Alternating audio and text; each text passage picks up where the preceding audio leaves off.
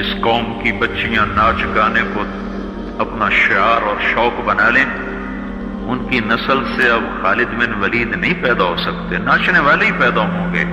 محمد بن قاسم نہیں پیدا ہو سکتے، طارق بن زیاد نہیں پیدا ہو سکتے۔ مجھے صلاح الدین یاد آیا، میں بہت رویا۔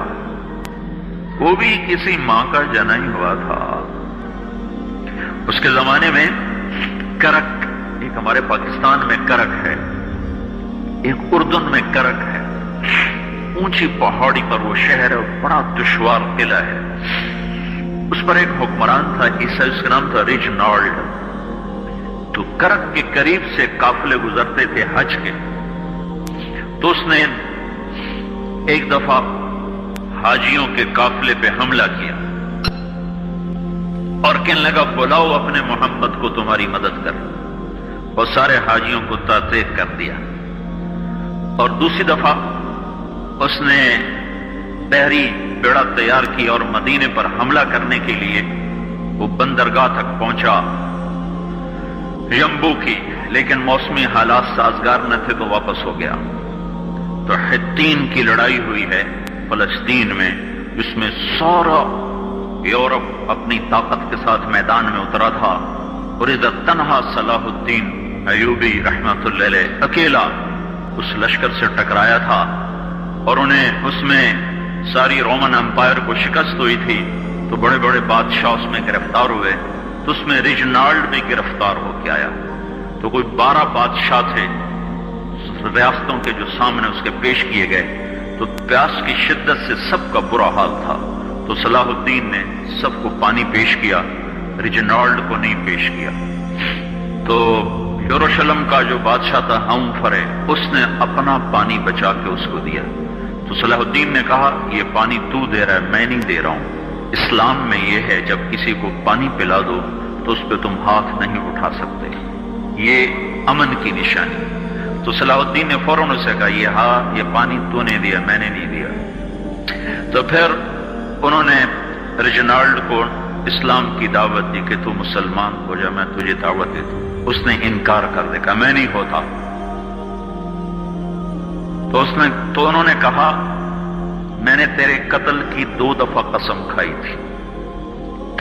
ایک جب تو مدینے پہ حملہ آور ہوا تھا تو میں نے قسم کھائی تھی میں تجھے اپنے ہاتھوں سے قتل کروں گا، اور دوسری دفعہ جب تم نے حاجیوں پہ حملہ کر کے کہا تھا بلاؤ محمد کو، تو میں نے قسم کھائی تھی کہ مجھے اللہ نے موقع دیا تو میں اپنے ہاتھ سے تیری گردن اڑاؤں گا۔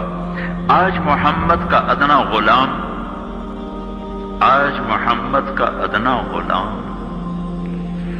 تیری اس بات پر یہ فریضہ ادا کرنے کے لیے آ رہا ہے، اور اپنی تلوار سے اس کی گردن اڑائی، وہ پیچھے لٹک گئی، پوری نہیں اڑی، پیچھے لٹک گئی۔ خوفناک منظر بن گیا۔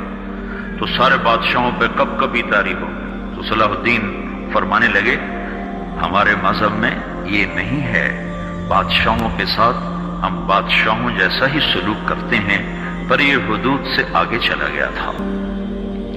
اب مجھے یہ قصہ بھولا ہوا تھا، مجھے انہی حادثوں میں، انہی ہنگاموں میں وہ یاد آیا، تو بعد تنہائیوں میں بیٹھ کے بے بسی کے آنسو بہہ جاتے ہیں، اور اس کے سوا کوئی چارہ نہیں ہے۔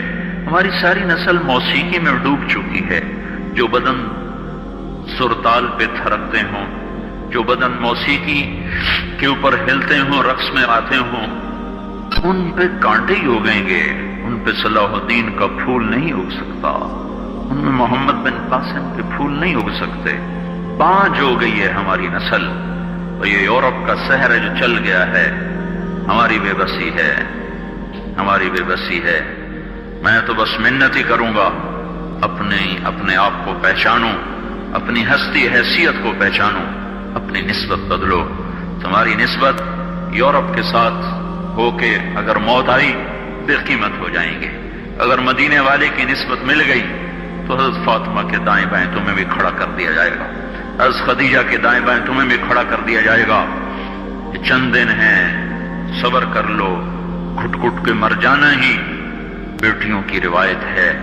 مشرق کی بیٹی، اس نے گھٹ گھٹ کے مرنا ہی سیکھا ہے۔ ہاں، یہ آزادی، یہ آوارگی، یہ مغرب کی عورت کا خاصہ ہے۔ اور 18ویں صدی تک مغرب میں بھی کوئی عورت ایسے ننگی نہ تھی